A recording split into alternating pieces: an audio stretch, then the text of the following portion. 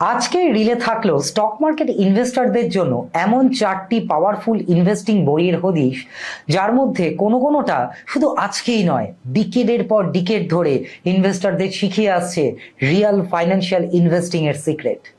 প্রথম, একদম বিগিনারদের জন্য রাখলাম জন সি বগলের লেখা the little book of common sense investing.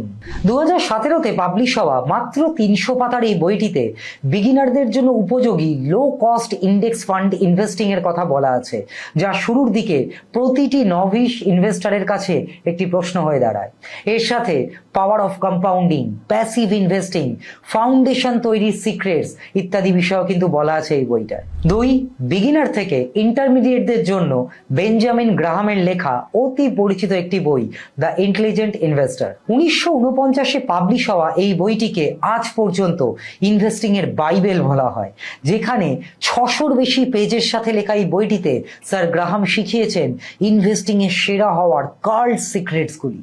তৃতীয়তে, ইন্টারমিডিয়েটদের জন্য ফিলিপ ফিশারের লেখা common stocks and uncommon profits. 1957-তে পাবলিশড এই বইটি বেঞ্জামিন গ্রাহামের ইনভেস্টিং থিওরিকেই তুলে এনে ইন্ট্রোডিউস করেছিল স্কাটল বাটের মতন আরো অ্যাডভান্স থিওরি।